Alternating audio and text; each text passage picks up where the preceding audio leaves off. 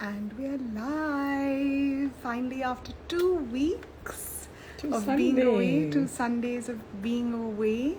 So hello everyone who's tuning in. We've been away at the annual healing retreat with Renooji, which happens in October every year, but this year it was preponed to September, and so we've been away on a healing retreat, and it has truly been a magnificent experience. So really grateful, Ma, for always giving us these 11 days. Always a pleasure. Yes. So what did you miss the most about the Sunday Collective as we've been physically away, though all of you have been in our thoughts and our hearts and in the retreat with us?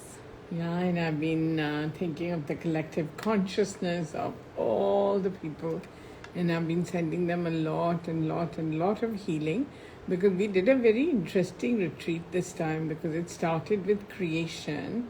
So creation is also that your physical body is being created, or your emotional body is being created, or your spiritual body is being created.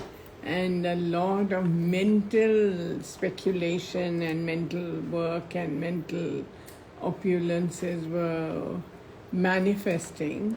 And then I think we went into the second day of the retreat, which was about perfect stillness. And perfect stillness was about finding that equilibrium, or that center of peace and equanimity from within the mental framework, and bringing it to the emotional and the physical, and then of course the spiritual. And then it was about who am I, or I am a consciousness. And then we went to climbing mountain. And that was a quick one. Everybody was thinking we are going to climb the mountain. But it was about how the mountain of debris of your emotions, your fractured self, your crumbling self-confidence, your greed and lust overtaking, maybe the anger, maybe the hate, maybe the fear, all overpowering you and becoming big boulders and mountains that are crushing your soul, and not able to enjoy the process of living one day at a time. And then, of course, was the journey to enlightenment. So I think we had a lot of fun, and there was a lot of self-discovery.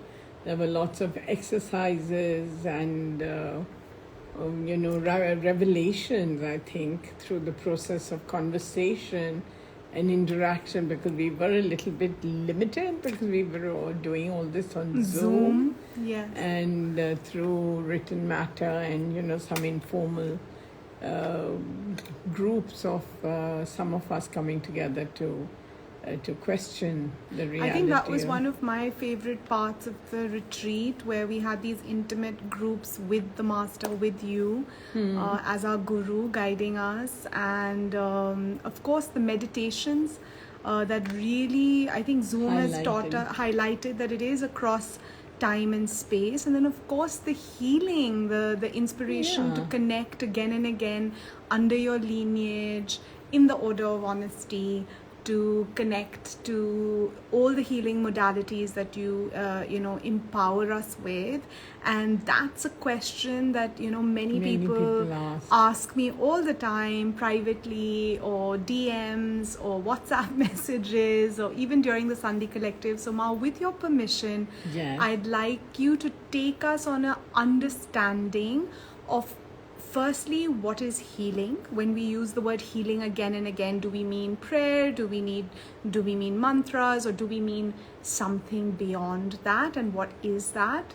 And then, of course, leading us through a brief introduction as to what is Reiki, what is the KQ force, and what is my golden cloud as healing modalities, and why you teach these three and only these three.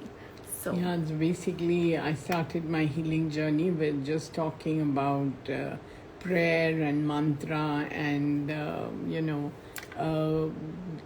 questioning what was it on the other side of this body, what was the mind and all. And I used to always think, whenever I was chanting mantras as a little child, I used to fantasize in my head And, we used to go to fun fairs, and Chacha Nehru, Pandit Jawaharlal Nehru used to always celebrate Children's Day on 14th of November. So we used to go, and my favorite was the Lucky Dip. So it was like you went in there, and my dad or mom, whoever was the elder, would pay the money, and then we were allowed to dip our hand into this box, which you had to, sort of move around, and we came out with a little chit. And then this little chit had a number on it.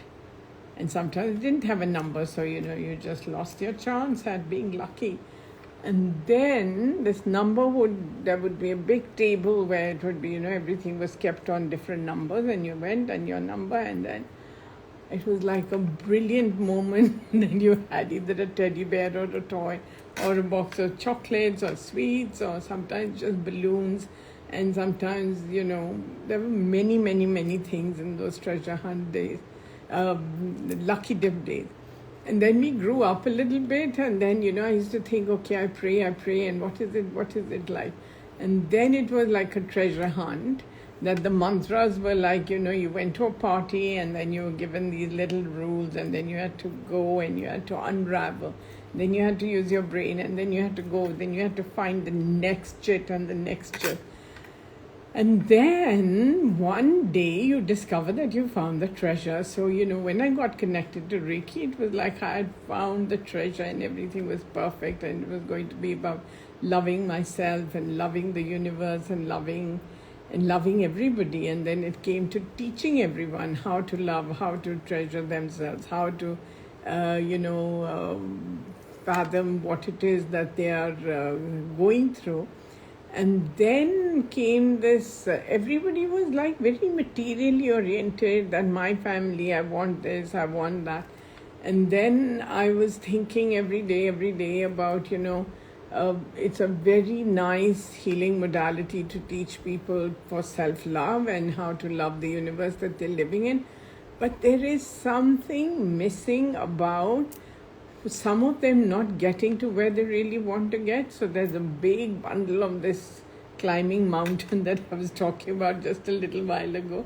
And so then I was saying that, okay, let's go and let's do something about this climbing mountain. And, so I developed what I call the Karma Quotient Force, which is like an expansion of really understanding that just as you throw a stone in a pool of water, there are ripples that go out. And then the same ripples hit the side of the pond, and then they come back inwards.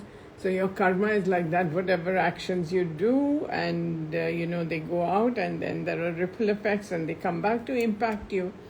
And in this process of teaching Reiki and coming to developing the Karma Quotient Force, of course, an important step is that I became clairvoyant, and I was able to see the past and the future, and many lifetimes of the past and many lifetimes into the future of what people were doing and what they were doing right now, and how I could help them. And then the Karma Quotient Force became very relevant because I could see that there was the Akashic record, there were these karmic records being uploaded on a daily basis for people, and then there were consequences for every action that they did. And so then I started developing this, and in the year 2004, I started teaching the Karma Quotient Force and attuning people to going into their, not becoming clairvoyant, but becoming intuitive about their own life journey, and seeing very clearly what they're doing, why they're doing it, and how to dip into the reservoirs of that treasure hunt or that lucky dip, and to come up with the right numbers and the right treasures, so that they could make their life not only for themselves, but others, to really amalgamate the process of spiritualizing your own intentions and being kind and comforting to the world that you live in. And then we were just traveling, and then, people were asking me, and I would always tell them that Reiki is like mother's nurturing energy, which is like, an Mother's embrace, and the the comfort of drinking from that bosom and, being nourished. And the KQ force is like father's energy, which is very supportive, very comforting, very together and all. And then I was, we were traveling and we were healing and we were traveling all over the world and teaching people all to, to get connected. And then in the year 2011, I was sitting one day, and I saw the, golden hands coming down, and I saw millions of golden hands of all the healing angels and the Devi Devtas and the guides and the spiritual beings and the kings of all the colors and all. And I saw these golden hands covering Mother Earth. And that was a moment of transformation that I realized that you can't just be motivated to healing yourself, your family, or just planet Earth. There are so many beings and so many realms out there that also need and also want to participate in the healing. And then I connected to my golden cloud energies, and I started teaching that in 2012. And that is the supreme energy of the highest denomination that comes down, and in a moment you can not only heal yourself and your family, and it has magical, miraculous results in the now, but it impacts not only your evolution as a spiritual being, but also impacts your relationships in other realms with other souls and the souls on planet Earth. And you're able to not only heal from the center of the heart of Mother Earth, but into the spiritual world as well. So it's a very, very magnified healing process. And that is my golden cloud. Oh, that's so... I think gives us a great timeline of even your journey Yes. with the healing light, and how you've chosen these specific time zones and milestones to share these modalities with all of us and to really empower us so that we too can go forth and channel this light to others, not only in this realm but across many realms. Yeah, and I have to say that, I was a little girl and I started mantra chanting when I was maybe 3.5, 4, and I was initiated by Maharishi Mahesh Yogi into transcendental meditation, and he gave a mantra. So my first lucky dip started there. Yeah. And so when we come to a healing seminar with you, either offline, physically, or online on Zoom, what is that experience for me? I know as a student, but as a guru, a teacher, a spiritual guide, a spiritual mentor, how does it fulfill you when you are empowering so many souls to then go forth and channel this light in different geographical locations across time and space? Yeah, I know that even 1 or 2 healers in a country is more than enough to heal the country. And so my mission is to make, at least 2 healers in every town and village of the world. And I know that sitting in one place, you can heal the whole world. But it's like having lots of friends on planet Earth. So I consider all the students as participants that are fellow travelers who are all part of the collective consciousness and are in the cosmic embrace, not only through me but through other realms as well. And everyone is comforted and is seeking, and they are finding what they're seeking. Okay. So everybody is nesting in that collective consciousness, in that cosmic embrace, in togetherness. And of course, Divya and I are always here to answer queries, help and assist in healing, and channel the light for known and unknown souls. We get lots and lots of people writing into us and sending us messages, either directly or through other people, and we are very happy to channel the light. It's a great opportunity to participate with souls that are from the same supreme source. And we are all from the same lineage. You can't say, I'm different, I don't believe in this. So I always tell people that what is the proof is that, I can tell everybody that it's hot, and if you put your hand in that water, it's going to burn. So that is like I'm exploring with them and I'm guiding them that this is, but some people will say that, what is the proof? Then you come to some people who have experienced or have had a burn or have had, some episode of recognizing that it's hot and it can burn. And then, so some people will learn by you telling them, some people will learn by self-experiencing, and some people will just learn by observing. And then some people won't learn at all, but they will still get the light, if not this life, then the next life. Yeah, I always think of it like gravity, like whether you believe in gravity or not, it's affecting us all. Yeah, even the feather. And even the feather and even the mountain. So, the healing is a force, it's an energy force within the physical and metaphysical world, and can be experienced in the body. So I heal that Amit Joshi and others who had sent me messages are tuning in and that they've got some of their answers. And for more answers, come to a seminar. Join the healing tribe of light and be empowered. I think that's what I personally find the key difference, Ma, between your lineage and other lineages, where you make us very independent because you are literally lighting the torch within our soul and empowering us so we can take that light forward. So really grateful for your presence on planet Earth, in my life, in all our lives, and coming back to Sunday Collective and today's topic, which is grateful for the body.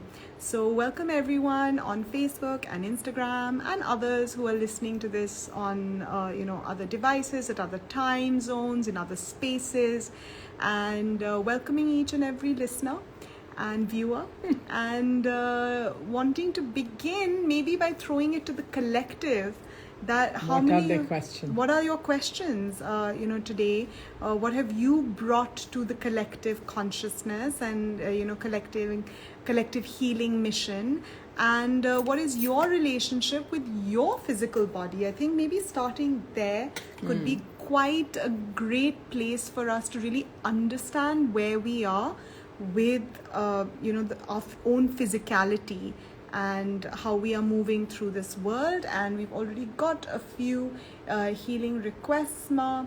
There is a healing request for Kanchan Taneja. She has severe lower back pain and is not even able to sit.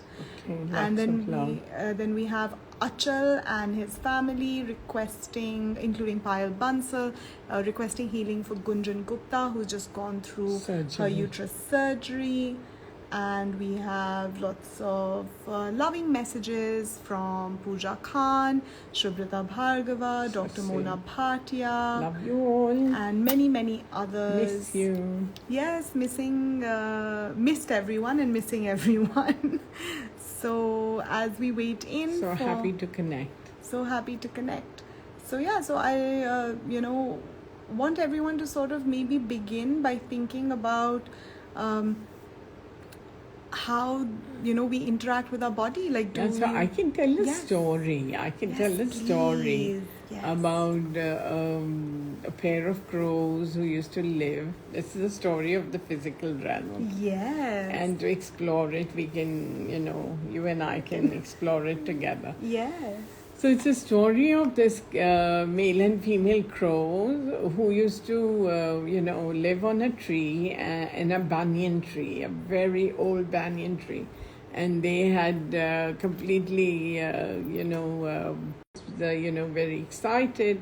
And then she, in the nest. Sorry, Ma, we're just having a little bit of buffering, so I'll just request you to take us through the story again. So there was a male and female crow, husband and wife, sitting on a banyan tree with their nest, and then the wife delivered 3 eggs. Okay. And then in the night, there was a big snake that used to live under the banyan tree.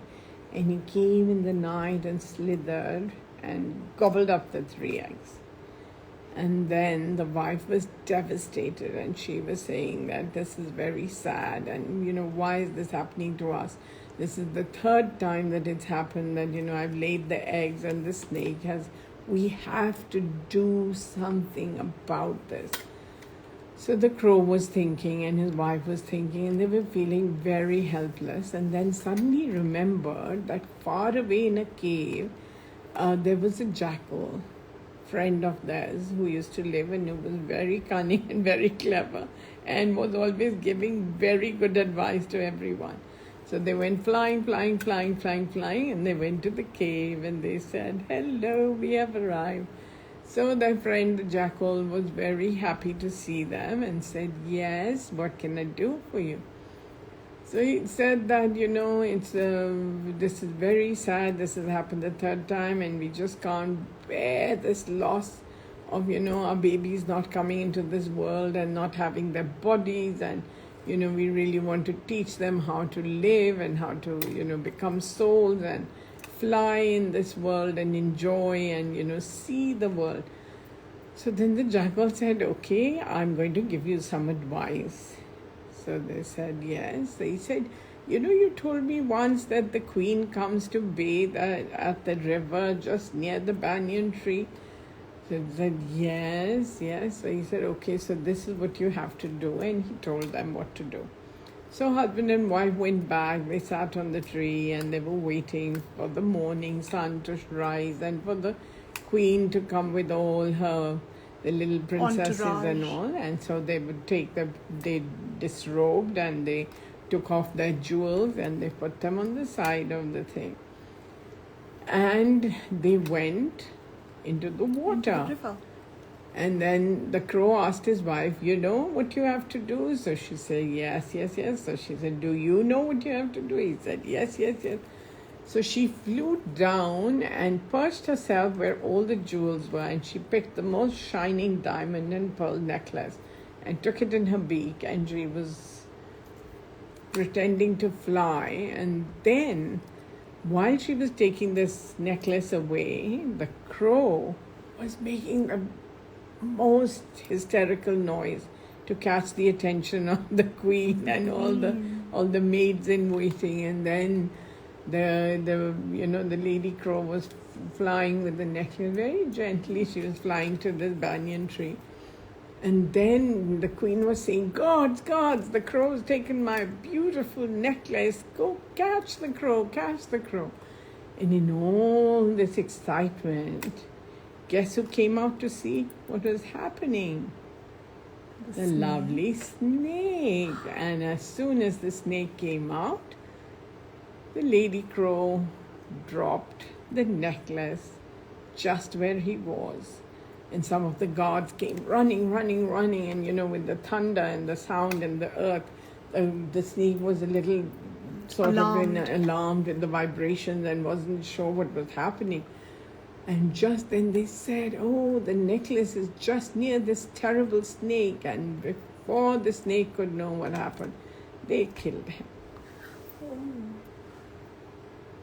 And the crow, the couple... So the snake died, and then the queen got her necklace back. And then the crows lived happily ever after, giving birth to many children on that banyan tree. Wow. So this is the story of material nature. So the aspect of this story that really stands out to me in this moment, and it's a very complex story. I think it's not just at a physical plane. That must others die for us to live? The serpent is the serpent of time. Okay. He's going to gobble up things that you don't want to give away. And the jackal? And the jackal is the enemy. The enemy. Who's teaching you how to murder your own spiritual life. So murder your own auspicious time yeah. and spiritual time. And the crows are signifying some greed within us. And the false ego. And the false ego. That they want to be the keepers of their family, and now they want to teach and make and make them grow And how attached they they are are to their own eggs to their own eggs. and not to the life of another. And not to the life of another.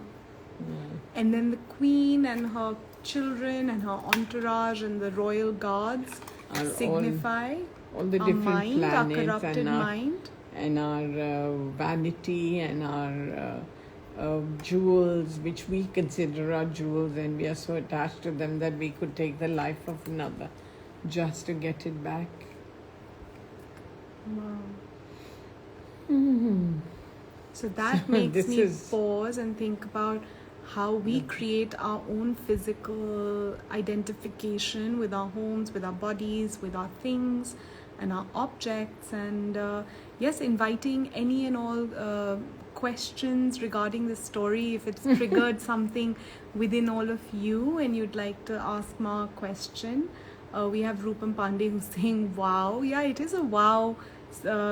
Tale unpacked in the way that you have just given us these highlights, that it's the story of the self and the story of self-identification with the body And the mental framework. and the mental framework and our greed and need for ownership of our body, our children, our eggs, our jewels, our time life. and our life and our progeny and the legacies that we wish to leave behind. So that is really a great story on so many And the banyan tree is levels. also representing the cycle of time, no? It grows and it puts down the shoots from its branches and becomes The aerial many roots, trees. yeah, and many trees, yes. It becomes a banyan tree is more like a banyan forest, really. Forest, yeah. Wow.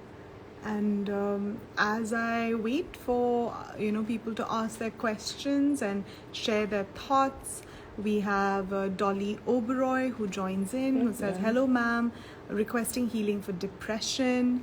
Then we have Aman Vinayak who asks, she requests healing for her Sending surgery healing. and her checkup. And then we have Meenu Sheen, and Meenu says that she's already feeling rejuvenated after seeing Renooji's glowing So and loving sweet. face. Very nice. And I'm just scrolling, and then we have Kunal Marwa joining from London, who Hello. says, good evening Renu Nani, love you so I so love much, you. miss you Divya Didi, we miss you too. Okay, wow. So Dr. Mona Bhatia says that she feels that this story is very analogous to Krishna and Kansa killing multiple kids. So could you clarify, Mona? Are you saying that Lord Krishna killed many children, or is that just the way that you phrased it? Or are you talking about Kansa killing all the children that his sister Devaki gave birth to in anticipation of killing Lord Krishna? But then Krishna had already prophesied that he would come as the eighth. So there was an act of killing, but it was just a premeditated plan. And all those people at that time had just come as facilitators for the pastime of Krishna's adventures on planet Earth.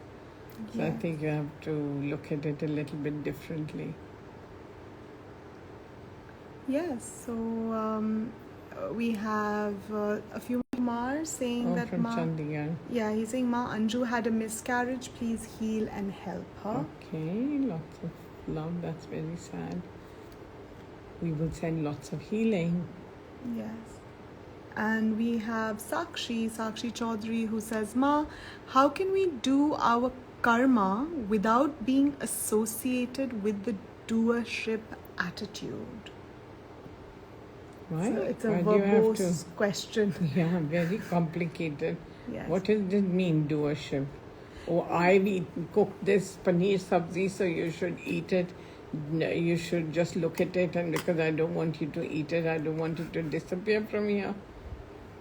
That's not real. You I have think- to offer it to the divine in service, and you have to have it as prasadam. Everything in life is an act of Of service divine. and doing. So I think Yeah. maybe you're using a word maybe that You you don't- don't want to use there. I'm not sure.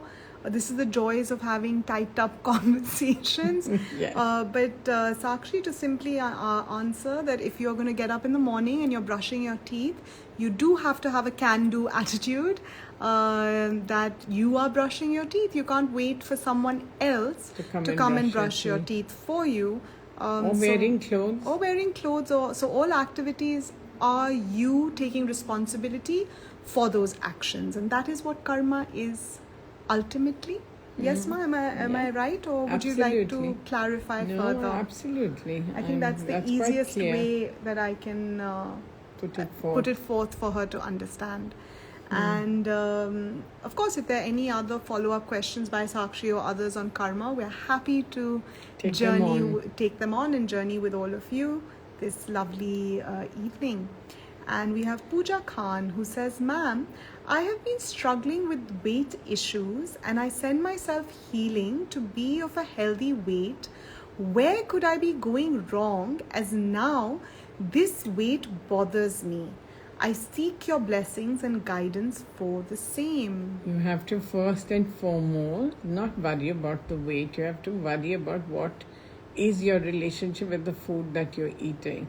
So I think first and foremost you have to do a lot of healing on your kidney chakras. You have to affirm that your relationship with nutrition and feeding yourself, that you enjoy every morsel of what you're eating and it satisfies you, and you are satisfied in not overeating.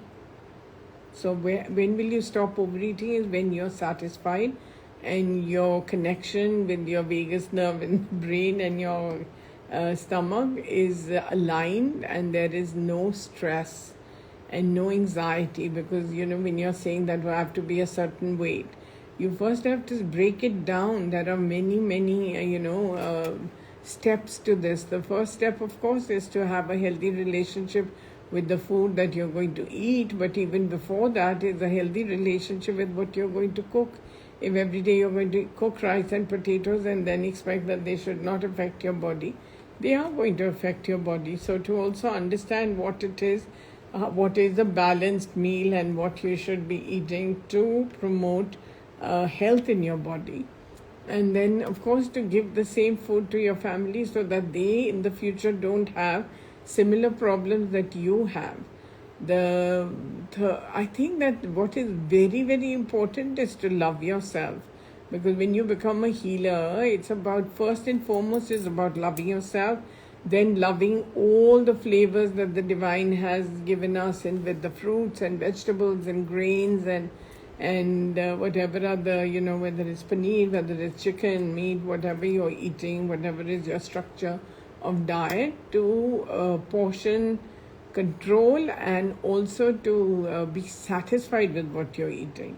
Because if you're not satisfied, then you're going to be constantly eating and you're still never going to be satisfied, and your body is going to take shape which you are not loving and not, when you're sending yourself that it's starting to bother me and I'm not happy with it, is because you're not happy with yourself. So first and foremost, you have to be happy with yourself.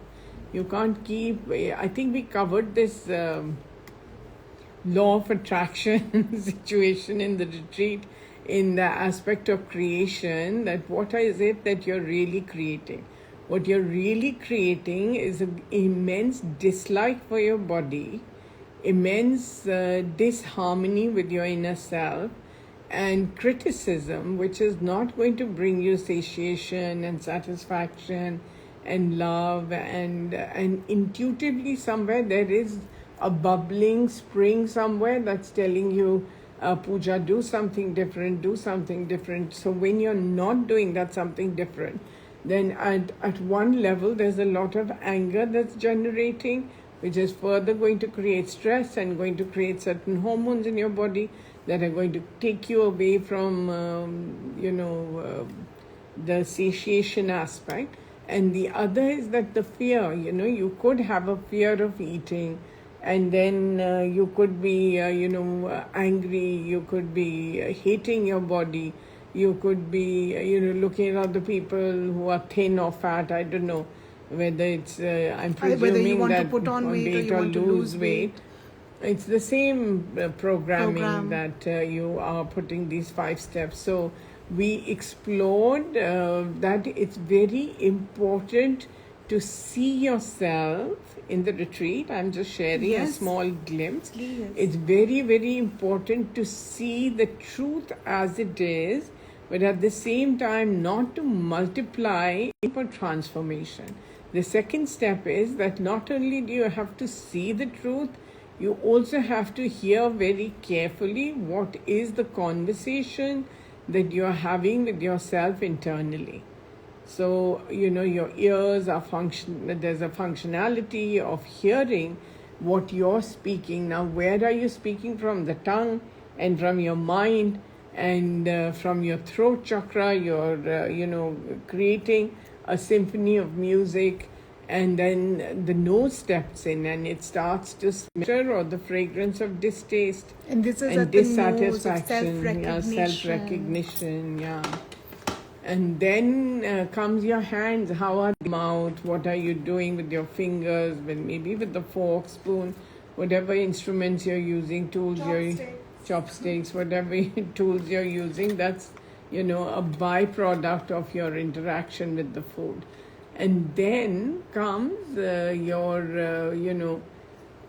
are you giving that food honor? Are you serving it to the divine? Are you offering it to the divine? Do you have gratitude? Do you have pain eating the food? Because if you're looking at it and saying, oh, this is I'm so hungry, but this is the wrong food and it's going to make me fat or thin or not let me be healthy, then you're dishonoring. You don't have, of course, the excretory organs of, what are you doing with your whole body in a synchronized balanced avatar? manner. Yeah. That are you allowing your full body to do all the functions properly?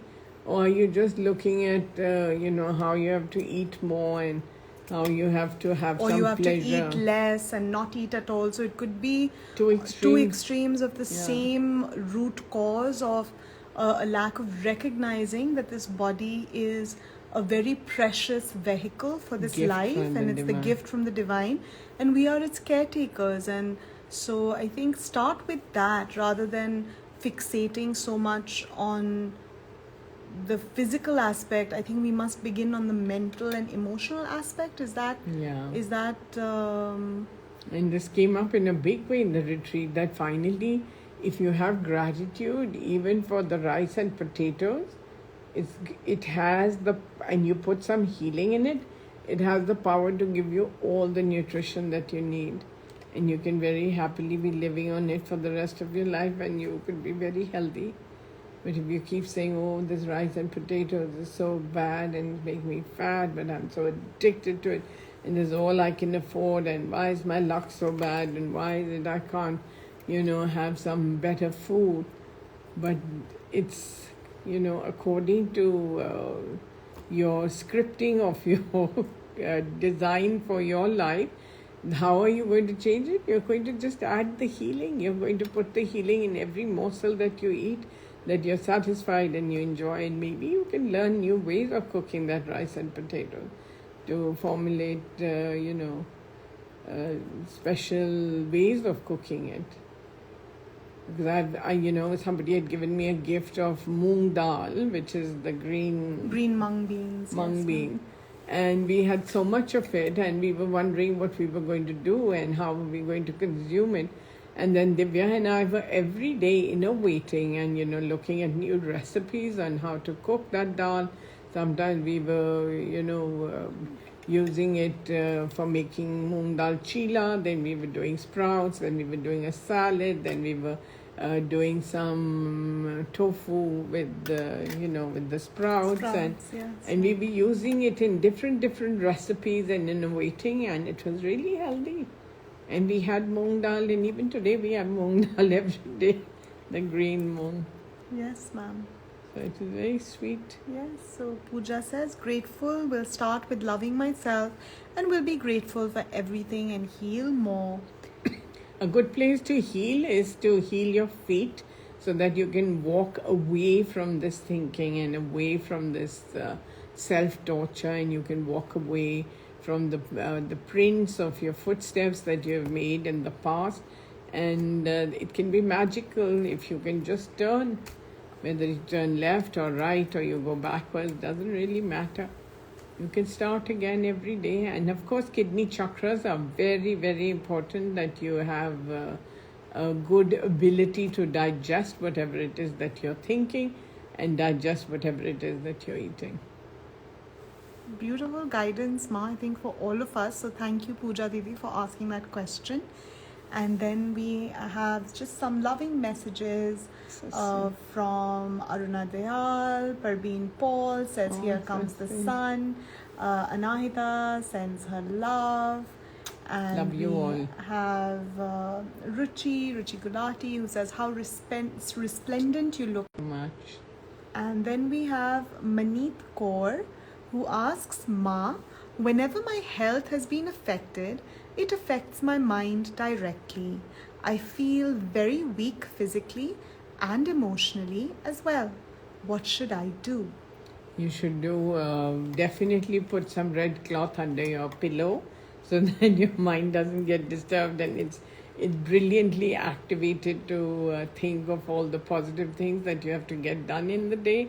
The second thing is that I always feel that physical activity is a very important part of discharging all the negative blocks and karmic resonance that you're carrying. So go for a morning walk or an evening walk whenever you can fit yourself, or maybe even get a lot of the negative thought entities that are clinging in your aura, and your aura is not healthy. The third thing is to have salt water bath, pouring on your shoulders a mug of salt water and then having a bath. That also is a very quick fix for the aura, where this depressive energy is washed away, cleansed at least for 5-6 days.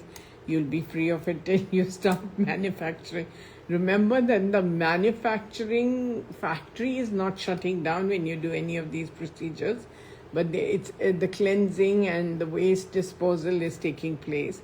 So whatever you will manufacture will be dissipated from your aura body. And of course, over time, on the principle of like attracts like, when you don't have so much of accumulation of negative energy, then you're not inviting the negative from the universe.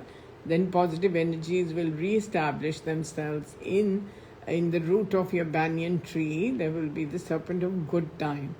So you won't have to, give off your good luck and all the jewels and all to have it murdered.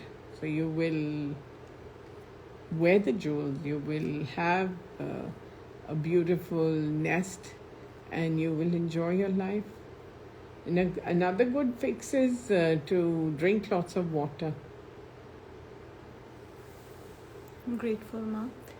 And I'm just scrolling through to check. I had a message today morning. Somebody's parent passed away in the COVID. Yes. Has sent me a message that, please, can you assist me to die?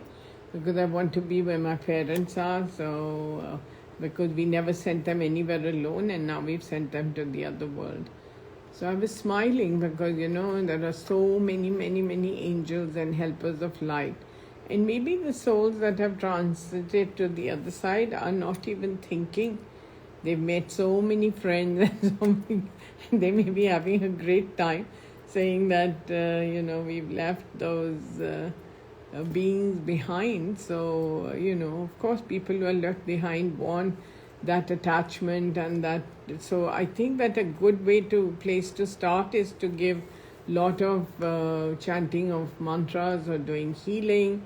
And I'm always there to send out the healing for you to feel better. And of course, over-obsessing about any thought can be toxic. Can be toxic. When, especially if it's negative or it's connecting us to a feeling of great guilt or remorse or sadness or anger or greed or envy or lust. So any of these expansions of our negative self. So when we say negative, what do we really mean? Is it something that is detrimental to our spiritual and material progress? Balance. Yeah, to our balance. Because remember that even the justice, it's blindfolded. Yes. And it's the weight of what you're putting. So you always have to be in balance. So in Hindi, when we say that we must move towards samta and apna sayyam kho jana, so that is what is the balance in English. Yeah. Wow. And we have Ruchi who asks, Ma, any particular mantra for this time? Grateful for your guidance. Yes, I think that there are two mantras that are always, I'm very happy to share on a platform like this. One is Lord Shiva's Kavach mantra, which is just 4 words, Om, Rong, Jung, Sa. So we can chant it together. Om, Rong, Jung, Sa. Om, Rong, Jung, Sa. Om, Rong, Jung, Sa. Om, Rong, Jung, Sa. Om, Rong, Jung, Sa. Om, Rong, Jung, Sa. Om, Rong, Jung, Sa. Om, Rong, Jung, Sa. Om, Rong, Jung, Sa. Om, Rong, Jung, Sa. Inviting the energies and the blessings of Lord Shiva to protect you from all kinds of negative things. He's the master of destroying all the negative mantra, which is for Rin Mukti, for freedom from all debts. And debts can be to souls, it can be to the world, to the planet Earth, to wherever you're going to give up your body, you're also going to be offering back the 5 elements of your body. Remember that the body is going to integrate in, the air prana is going back to the air prana, the sun prana is going to go back to the sun prana, the earth prana is going to go back to Mother Earth, water prana is going to go, and space is going to be created for you to have given your space to somebody else to live in. So the other mantra is Om Gan Ganpate Rin Muktai Nama. Om Gan Ganpate Rin Muktai Namaha. Om Gan Ganpate Rin Muktai Namaha. Om Gan Ganpate Rin Muktai Namaha. Om Gan Ganpate Rin Muktai Namaha. Om Gan Ganpate Rin Muktai Namaha. Om Gan Ganpate Rin Muktai Namaha. Om Gan Ganpate Rin Muktai Namaha. Om Gan Ganpate Rin Muktai Namaha. Om Gan Ganpate Rin Muktai Namaha. Om Gan Ganpate Rin Muktai Namaha. It's always a sweet thing whenever you're remembering Lord Ganesha to, if you have a little idol, then just to offer a few grains of rice or a flower or light a candle, or a dhoop, or a diya, or an incense, whatever you have, or just the flame in your heart of devotion. Yeah. Beautiful. So these are 2 mantras that are very quick, and they're really helping people in this time, where the planets are very benevolent and taking away the toxic waste. So surrender and let it go.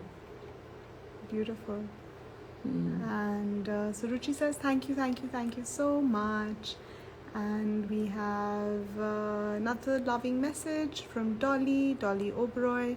She says she's Kavaljit's sister from Mumbai. And it's so good to see you, ma'am. I love you, darling.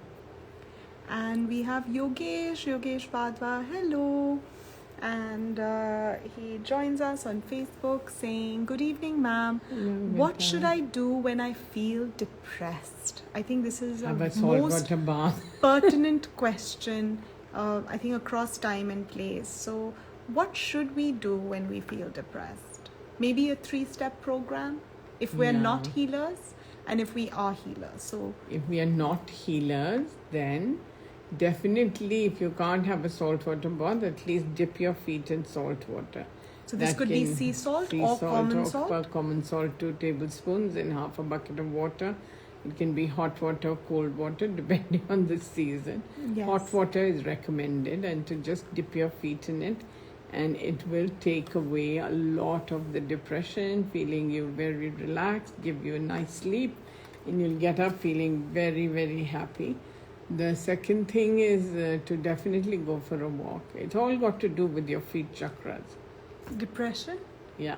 Oh, could you tell us a little bit more about that? Because what happens in the mental aura when we're depressed, and why is it connected to our feet? When we're overthinking, it's like bathing with a very sticky brown energy that comes out of our eyes, ears, nose, mouth.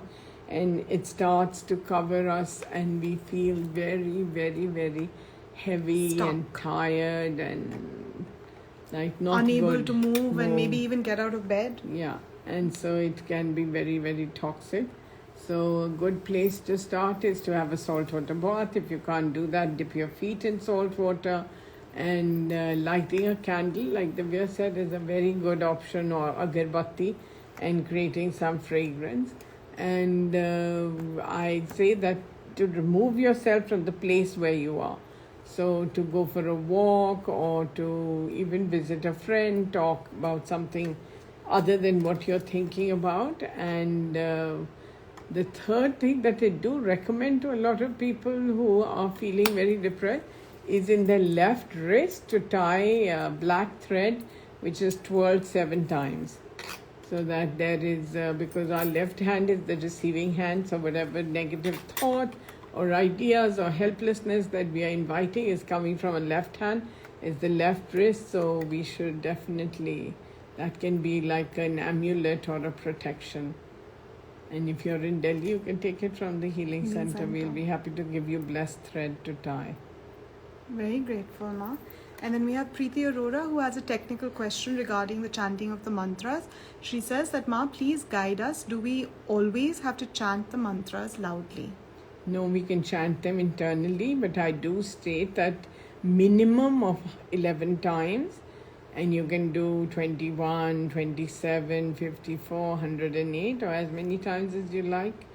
And always to say thank you for the sound in your mind or externally. In your heart or externally. Yeah, and if people are doing it for the welfare, that there is some other depressive family member who's not going to chant, so go and stand in the center of the house and quietly in your mind just chant it 11 times, and the vibrations will be there for 24 hours, and they will protect all the family members. And for those of us who are empowered healers, are there specific, the feet chakras again will be the chakras feet for chakras depression? And kidney chakras for depression. And the second thing is to do the chakra cleanser, aura cleanser. Oh yes, with some Yogesh, salt. Yes, Yogesh can do that. The aura cleanser. And put a piece of salt or a crystal, and then to do it, and it'll immediately take away the depression energies. And so we can even do the aura cleanser in the center of our house for all living the beings and all the people who are living there. And very good for healers is to put symbols on everything that they're eating, drinking. And even if you're drinking alcohol, put some symbols and webs on it. Okay, wonderful. This is really helpful. Food, water, and chutney, anything, pickle that somebody's made, sent you, put some symbols on it. Eat healed food. And that's another thing that I wanted to say to even Pooja, Yes, ma'am. that to put the symbols and webs on all the things for even the family, so that everybody stays healthy and well. Wow. Mm. Beautiful. And ma'am, we have Sakshi's question that I think, she's always requesting guidance About for. her marriage? Yes, about her marriage. She says that she's really losing hope. When will things be good for her and her family, as all the profiles that are coming are good, but because of some manglik issue, I'm not sure whether it's hers or the boys, that she is feeling very lost. But Sakshi, as I remember that ma'am has answered this question before, stating that if you are above 28 years of age, the Which she manglik is. dosha does not apply. Is that a correct understanding, Yes, ma'am? absolutely. So, as ma'am said earlier as well, that it's up to you to say yes. If you to really like someone. the profile, go and meet them. Yes. And you're a good soul. And we will have Something to celebrate with beautiful you. nest on the banyan tree. Thank you, ma'am, for your guidance. And we have Neelam Singh joining us, who Oh, asks hello. that, Ma, can you tell us the Shiva mantra once again, please? Om is O-M. The second word is wrong. So H-R-O-N-G. The third word is Jung, J-U-N-G. And Sa is S-A-H. Om Rong Jung Sa. I'm sure she can get it, otherwise we can send it to her. Yes, ma'am. Beautiful. Wonderful. And just scrolling. Everyone's very grateful. Sakshi sends her love to you, Ma. Love you, beta. And we have Pooja Didi asking, when will we be able to see you in person? Looking forward to it, waiting Next eagerly. year. Next year. And then we have Ananya Bansal, who says, Pranam, Ma. Hello, how are you? Thank you for this live. Grateful. Please tell us how long does the yantra take to show its effects? Any yantra that you've taken from me, in minimum is 43 days, maximum is 6.5 months. So depending on when you installed it and where you've kept it, if it's in the wallet, it should show. And sometimes it's magical. It starts working on day one itself. Yes. So you have to, and we don't know what results you are looking for, right? Yes. Because I've had people say, people even go to the doctor and say, Doctor, I've got terrible chest pain. And the doctor gives the medicine, and then he goes back and says, Doctor, I'm really feeling miserable. Nothing has changed. So the doctor says, okay, so what's your condition? So he says, my stomach is still not feeling well, and my knee pain, it's really troubling me. So the doctor very politely asked, what happened to your chest pain? He said, chest pain? Oh, that was hardly there. And then the third time he goes back and he says, Doctor, aapki dawai se kuch nahi hua. All the medicine that you've given me is just not working. So the doctor says, really? He says, yes, I'm so troubled. I can't sleep at night. Neend hi nahi aati hai. So the doctor says, what happened to your stomach and to your knee? That's what I gave the medicine for. And he says that, knee? Did I have any problem with my knee? Oh, maybe when I went for a walk, it was troubling me. Well, nothing. It's just the sleep now. So the funny part of it is, why I'm giving the story as a, like a Good example. mirror, is that when you get a healing yantra, or you come and, get a healing from me, whatever is troubling you is going to be eradicated from the root itself. So you have to be patient. You have to. And as we journey through life, we always have more and more challenges. Situations and so that to come always up. be grateful and in reality of where we were and where we traveled to. And that distance sometimes is very far that we can no longer see where we were. And so that's when the disconnect happens. Because I remember, Bhakti Charu Maharaj, he was one of my spiritual teachers. And I remember I'd asked him first, that what should be my first step to my spiritual life. So he had told me, serve your family. So I had said, oh my God, I'm already serving my family. So anyway, I put more and more effort into serving my family. And then after a few years, I asked him the same question, what should I do to, augment my spiritual life? So he said, come to Vrindavan and serve the deities and serve, the Guru's Sthan and all. So I used to take many days off in the month, and I used to go to Vrindavan and, used to do cooking for the deity kitchen and, for the bhoga for the temple, Krishna Balram Mandir. And it used to be like really super pleasurable. And then I would come back. And then after a few years, I told him that, what can I do to, the question was the same. So when people ask the same question, I think, are they ready for the next answer? So then he told me that, yes, Mataji, it's all well. Now go and heal the world. Wow. So that's what I'm doing now. And now he's not in his physical body, but I do connect with him spiritually and intuitively. And I don't ask him the same question again and again. How beautiful. So we all journey through the guidances at so many layers in the presence of the Guru. Yeah. That's just really and you used to always smile and say, so she's asking the same question again. Wow. So I'm also smiling. Manish Kathuria says, respected Guruma, Charan Sparsh, Guruma resides in our heart. As Guruma is within me, there are no worries. So beautiful. And Ruchi says, and look, Ma, you took us into your family. Yes, we're one global healing family.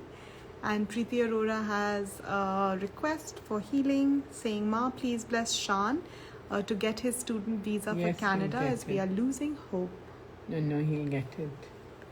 And we have an ancestor worship related question from Mamta Dhingra because of the Shraads. So before I ask a question, ma'am, can you tell us what the Shraad is for those of us who are joining in who may not have a context for it? Shraad is the special 14 days of every year where we are given a window of, doing something for all the people, all the ancestors and all the lifetimes that we have lived before, any associations that we have with living beings. We are giving them, it's like finishing off our karmic debt with them.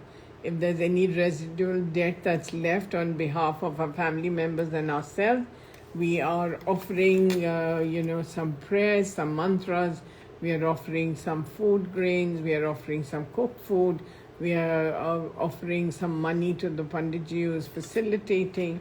We are offering some seva in the temples. And we are also doing our own spiritual evolution and taking guidance from the world around us. So these are special days that are already going on, and they will end on the 6th of October. So if you don't know when you should do it, then 6th of October is the best day to do some charitable work. And so I think that largely already answers Mamta's question, but I'll ask it in full. So she says, wow, Ma, thank you so much for these sharings and guidances. Much love and gratitude. Ma, in these days of Pitra Paksh Shraad, what could be the guidance to connect with bodies and ancestors who are no longer with us, yet impacting and influencing our patterns in this life? How can we release patterns that are carried on for generations that no longer serve us? And can these actually be released for all the lifetimes ahead? So there are 3 questions in that. So the guidance for Pitri Paksh, ma'am, is already given.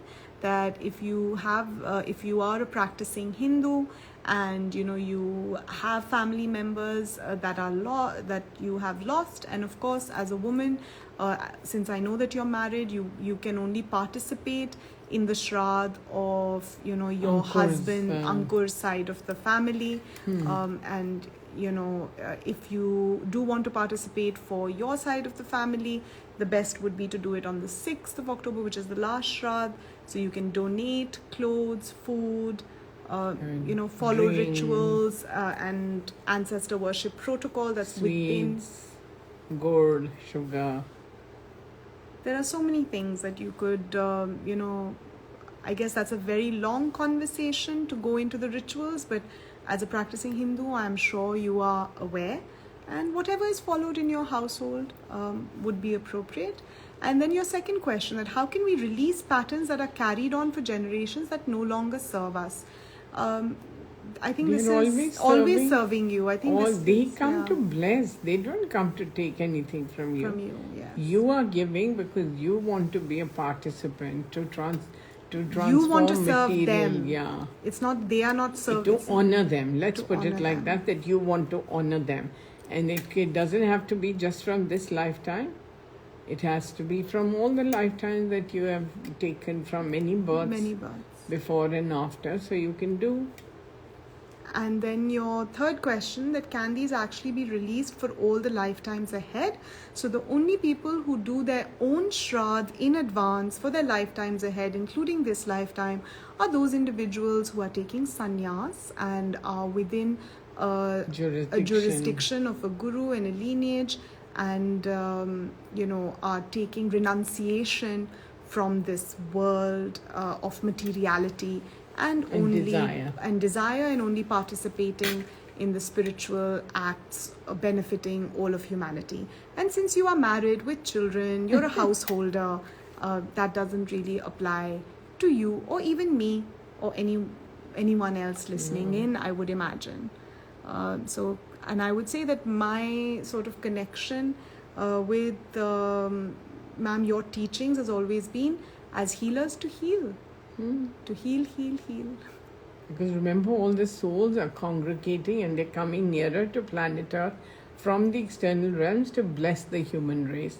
A lot of people misunderstand it that they're coming to take something from us. No. And of course, there is inbuilt understanding in the Vedic instructions that we can prepare for our next life so that we get everything on the other side of the realm. So we should, in this life, do a lot of charity.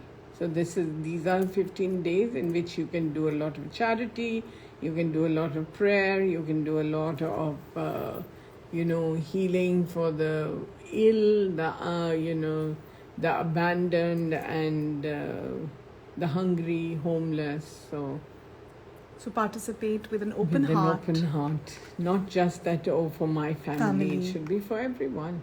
In the consciousness of Vasudhaiva Kutumbakam.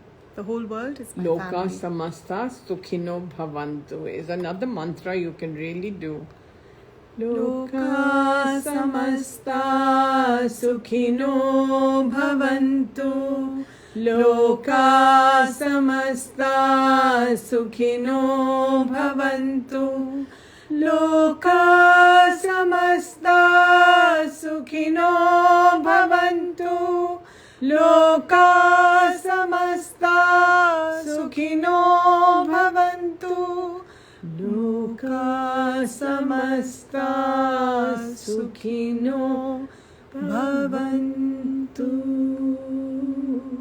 That you're inviting the spiritual grace to be showered on every living being, whether it's a grain of sand, it's a bird, it's a tree, it's a plant, it's a fish, it's an animal, bee, butterfly, but every single being, every rock, every mountain, everything is receiving the light. And we're all collaborating. That is really beautiful and very empowering. And then we have a question that was asked some time ago, but I'll go back to it. When we were talking about the yantras with Preeti Arora, there's Pooja Khan who asks, can we give our yantra to someone? She's referencing a money yantra that she had taken from you, Ma, and she'd like to give it to Mona. Money yantra? What's a money yantra? I don't know. I don't have any money yantra. So maybe maybe she's talking about a Lakshmi yantra. She says that she keeps it in her wallet. Any yantra. Okay. If she's got one, then remember that Mona got it before she got it. Ah, okay. Okay. So I'm sure Pooja Didi, you and Mona Didi can decide whatever you want to do with it. It's up to you. And yes, and lots of gratitude. And Mamta Dhingra says lots of love and gratitude. And we have Zara Nath who says a very good evening, ma'am. And then we have Ekta Batra who shares, with your blessings, ma'am, Garvita received her first salary and she's happy and settled. Please always keep her under your guiding light. Dheeraj is recovering well. He has started physiotherapy, requesting healing for him. Thank you for helping us always. And love you. She sends love to both of us. So love you as well. Love all three of you. And it's very exciting. So yes. So how do we, coming back to today's, I'm going back constantly to the story that you've told us and how you have deconstructed the layers for us. And I'm going back to Mona, connecting to the analogy of Mama Kans trying to kill his nephew, who was Lord Krishna.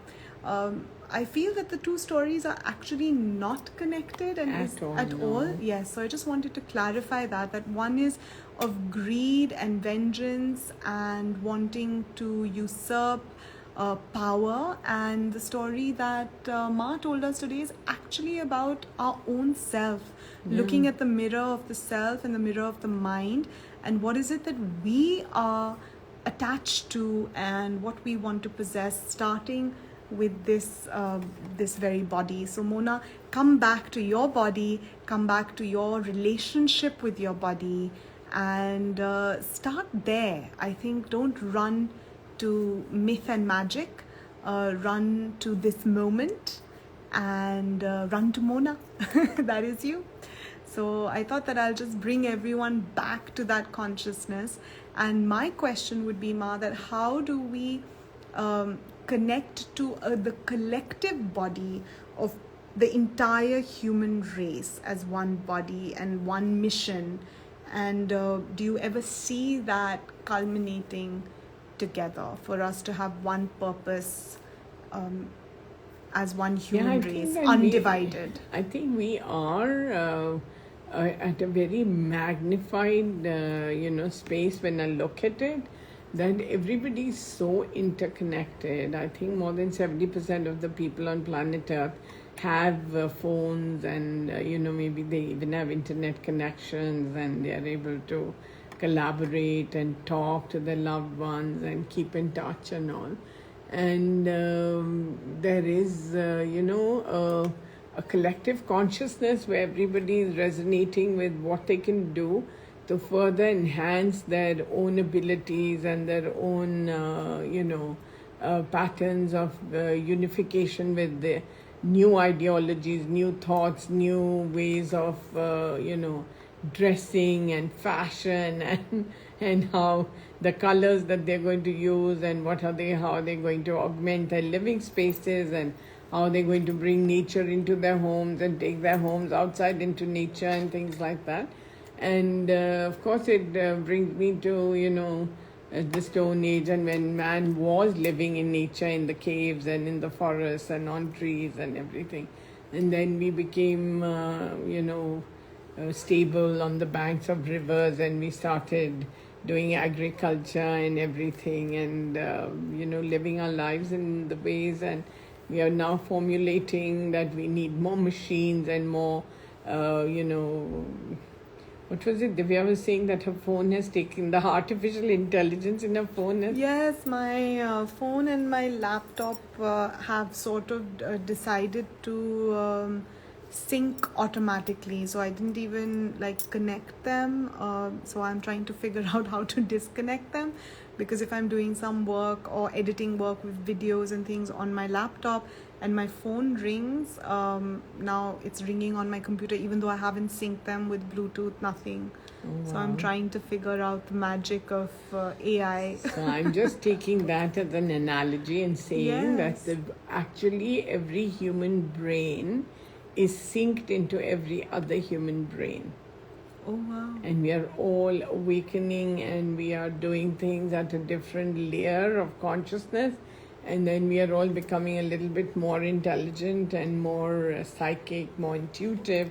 And we are all looking at how we can do things better and love each other better, make life more comfortable, be more protective, look out for the interest of planet Earth and the plants, and go green, and about our carbon footprints on planet Earth, and plastic, and the use of that we shouldn't use plastic, and we should definitely be more Sustainable and intuitive, ecological and non-wasteful. So and be grateful for the produce that Mother Earth is automatically giving us without us having to tell her then whisper that give me 5 kilos of this at least. She may decide to give you 50 kilos. It's her spontaneous nature of always giving and giving and giving. So the trees are resplendent with the flowers and the fruits, and and it's all about nurturing each other. So it's very important. What is the biggest way that we can nurture ourselves and our relationships and whoever we call family and whoever we call our immediate tribe? Like, of course, there's the larger tribe of all of humanity, like I asked, but how do we take it into a micro level and participate with the macro? Is there something reminded you could of tell a us? story. Yes. And I can tell you a story to illustrate it. Okay. There was once a little boy who was very curious about the world that he lived in, and he wanted to study, and became a brilliant student, and he always came first in class, and then he went to college, and then he went to his MBA. And then finally he was fully educated and he went to look for a job. And so when he went through the 4 stages of his interviews, and he got great encouragement from all the people who interviewed him, and finally he was with the chairman.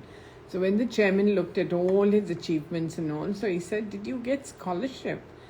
So he said, "No, I didn't ever ask for scholarship. I just went on paying." So he said, "Oh, so your father is very benevolent. He's given you a lot of, support." So he said, "No, actually my father died when I was 2 years old. It's been my mother who has really, looked after and provided. And she's always said that don't do anything, just study, and be very, very strong in your academics and just keep going." So he said, "Oh, so what does your mother do? She works in an office." So he said, "No, she's actually a clothes woman, a dhobin, and so she's washing the clothes and ironing them, and she's earning the money, and she's given me all the money to fund my education." So he said that, so do you help your mother with the washing? And he said, no, I don't have my mother, and she's not let me wash even one cloth or iron even one cloth. She's always told me, this is for me to do, you just have to study. So the chairman said that, "Okay, so today I will tell you if you're getting the job tomorrow, but you have to go and do one thing, and then you have to come back for your final interview." So he said that, "What do I have to do?" He said that you go and you cream your mother's hands and caress them and kiss them, and then you come back tomorrow. So he said, okay. So he went home and he told his mother, "Show me your hands." So when he looked at the hands, they had lots of bruises and cuts and all, from all the caustic soda and everything that she had been dipping her hands in. And so he was like really shocked that he had never seen his mother's hands and how much they were. And, he tried to clean them, and then she was having pain and she was wincing. And then he was kissing them and he was crying because he had never really seen his. And then he tried to iron with the heavy iron, with the coals in it. And he couldn't lift it, and he was like, wow, my mother's like such a, and then he was pressing her back and he was doing all the things. And then he went back the next day for the interview.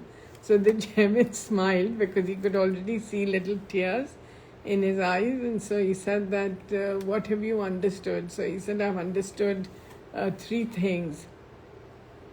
So he said, yes. So he said that the first thing I've understood is that it's reliable, repeatable action that my mother did every single day. She was very reliable and she kept repeating the action of washing the clothes, ironing them, and earning the money. And then the second thing I've learned is that as a son in a relationship, I should have really helped her and seen how hard she was working, and that I didn't have the eyes to see that.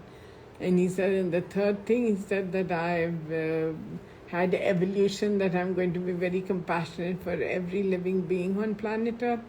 And so he said that, oh, that's wonderful, you can come, because if you've learned those 3 things, then you're going to be a great asset to my company. So that is the crux of my story today. That, we have to see who are the people who are really striving to make our lives better, and what are we doing back for them.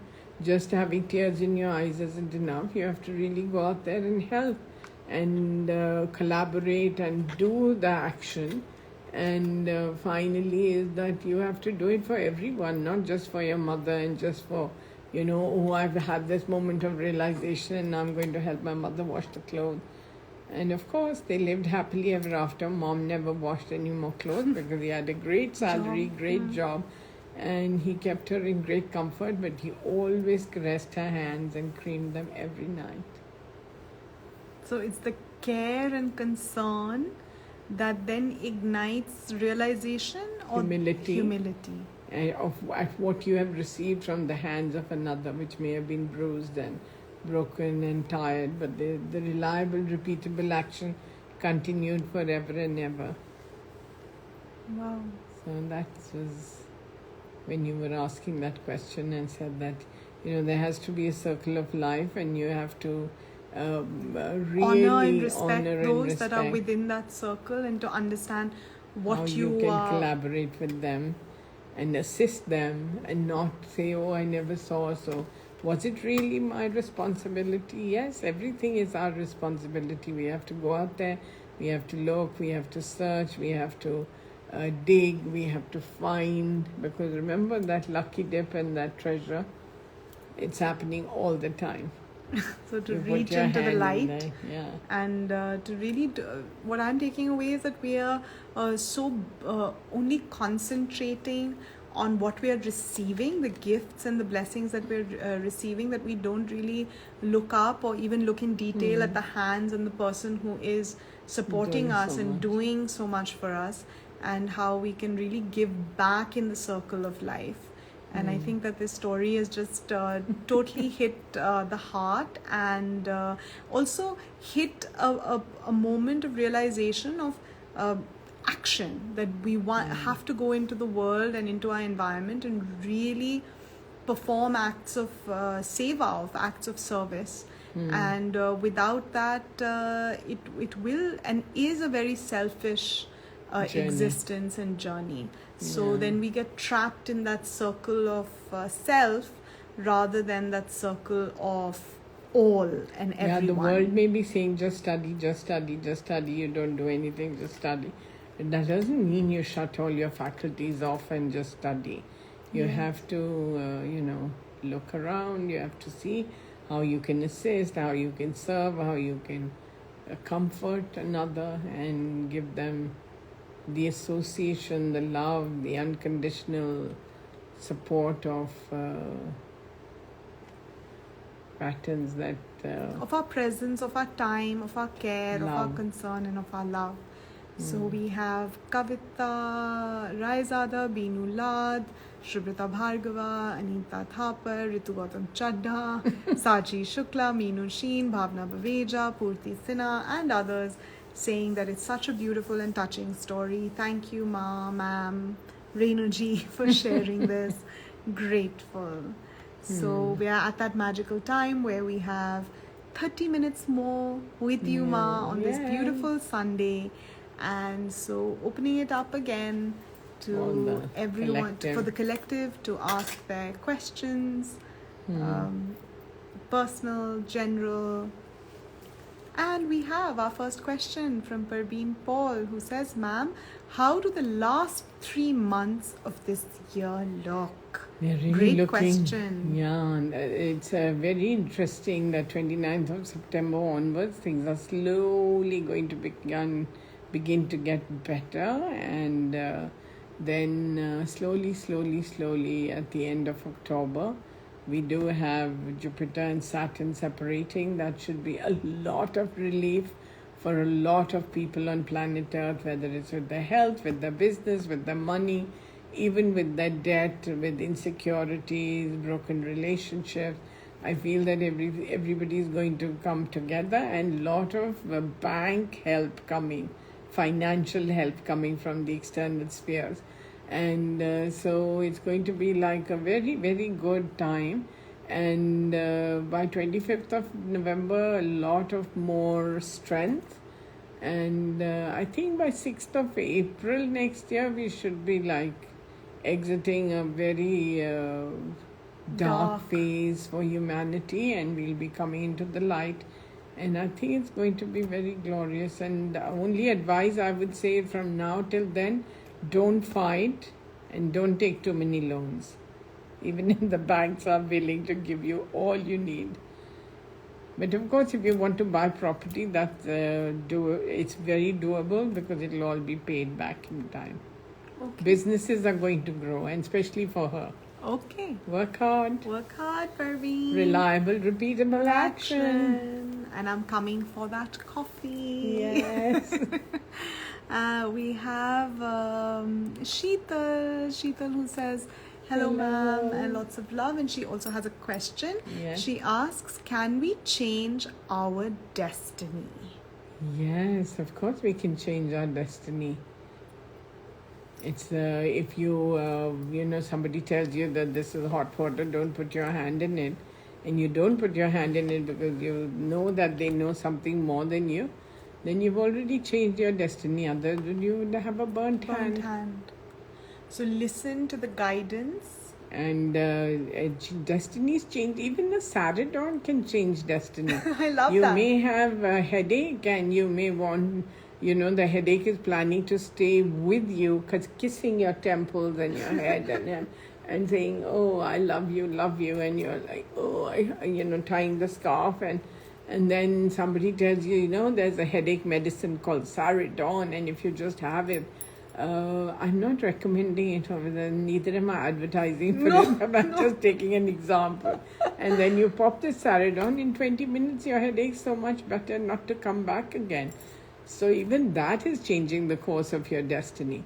Then if we take it a little bit further, you could have a friendly neighbor, and they could be just cooking and saying that don't cook, and I'm cooking. And then some days you're cooking and you're sending the food there. And so, you're changing each other's destiny. Otherwise, you would have had to cook every day of your life. So now you're cooking 3 days, and they're cooking 3 days, and you're eating out on the 7th day. So that's a lot of fun. And so you've changed your destiny. You've found a new friend. There's going to be so much collaboration, so much love. Then it could be that you've changed your destiny. Yes, ma'am. With even, sharing the energies of love and healing with other people. And it's being recorded every day in your karmic records. And you will be given great rejoicing energies. Actually, I also have a question as a lead up to everything that you are saying, with Sheetal's question in mind. That I remember that when we had just sort of left high school and come into college, and a lot of my friends were attending college in Delhi University in North Campus, and initially they would be spending like an hour and a half one way to get from South Delhi to North Campus to their colleges. And then the metro opened up a line, like the subway or the Bangalore metro. Road, yeah. Exactly, and it would take them 20 minutes to go and 20 minutes to come. So that 3 hour journey became a 40-minute journey in the whole day. So is that a collective destiny that has Collaboration, changed for the citizens of a Community, city yeah, and a yeah, community? yeah. And karma has changed. And the karma has changed. So we can even look at things like that are changing destinies all the time. That's really fascinating. And so I feel, Sheetal, that answers your question. And I was sharing with somebody in the retreat that even the food that we eat, it can change our destiny, and it can change the way we look at life. And I was sharing that initially when I used to go to Vaishno Devi for darshan, and we used to do puja of the little girls over there and all, and we used to give them aloo puri and halwa. And then after a few years I went back, and the girls said that they didn't want puri halwa, they wanted pizza. And so I said, okay, so they want pizza. And then I was very happy to get them pizza, because there were some restaurants there that were making pizza. Then I went back the next year and they wanted chow mein. And then, so we got them chow mein, and then we went back, they wanted noodles and they wanted Thai curry. And now, just recently we went, they wanted smoothie. So, so it depends on even the flavors of tradition are changing, what to speak of karmic resonance. Now, you can go back and look in the Vedas that if you give halwa puri to somebody, is your karma going to change more than if you give, a smoothie? Because it's different planets. You're changing different planets even with the food that you're giving, or that the universe is asking you to give, right?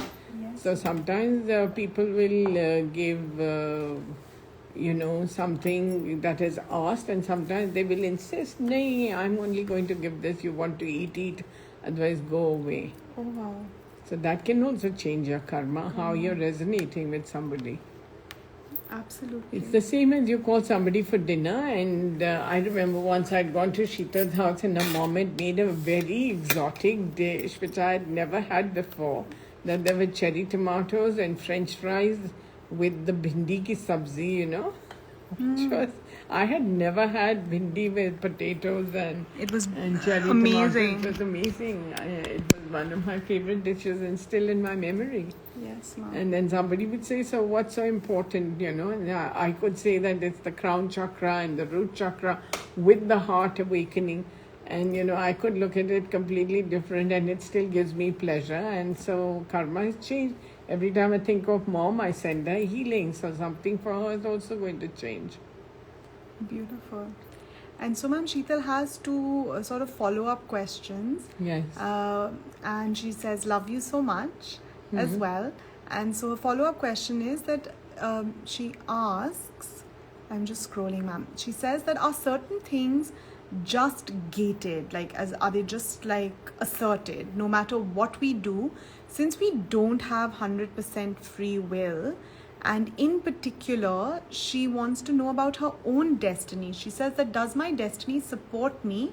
How can I overcome loneliness? Or is that a path I think that she has to walk, is what she's asking. The basic thing is that, and I will now bring in Sanjay also, an old healer and who passed away with COVID recently, who was a very dear friend of Sheetal's, and used to walk her through some of her lonely times, because she is living alone and there can be loneliness.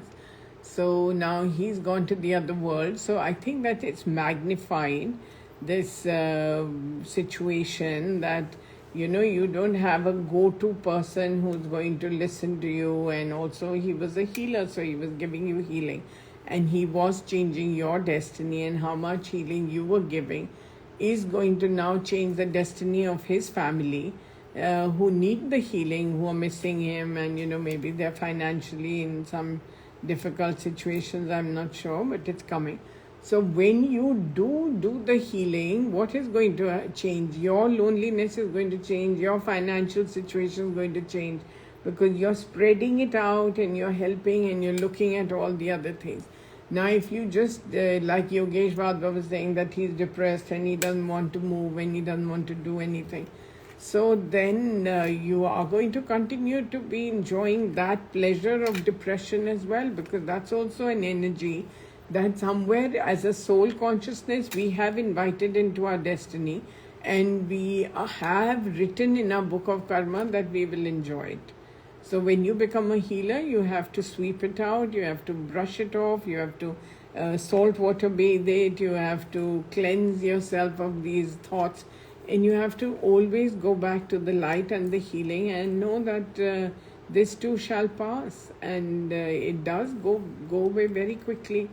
And personally for you, yes, starting from 29th of September, things are much better for you. So I will definitely send out more healing to my beautiful Sheetal.